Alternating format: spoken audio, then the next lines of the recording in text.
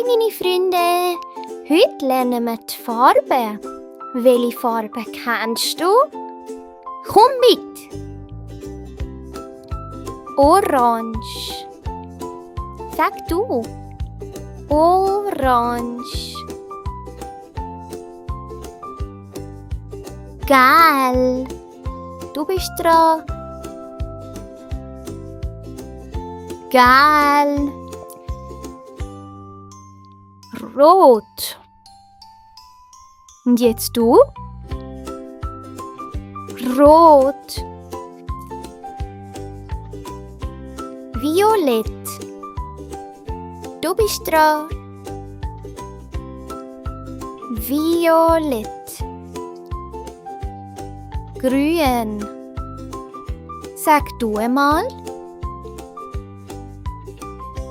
Grün. Blau. Sag du. Blau. Wow, jetzt kennen wir alle Farben vom Regenbogen. Schau mal, wie schön. Komm, wir üben noch mal zusammen. Sagen wir die Farben gleichzeitig, aber ganz langsam. Ist gut? Bist du bereit? Los! Orange.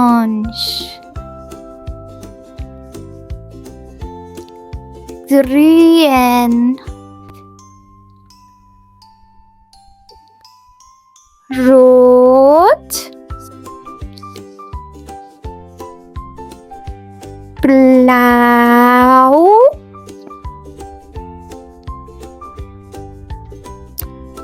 Gelb. Violett. Super gemacht. Jetzt machen wir es schnell. Komm, das schaffen wir zusammen. Auf 3 geht's los. 1, 2, 3. Gelb. Grün.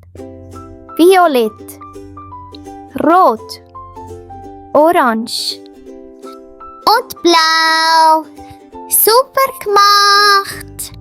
Das ist schon für heute, meine Freunde. Folgt mir für mehr und lasst ein Herz da. Tschüss.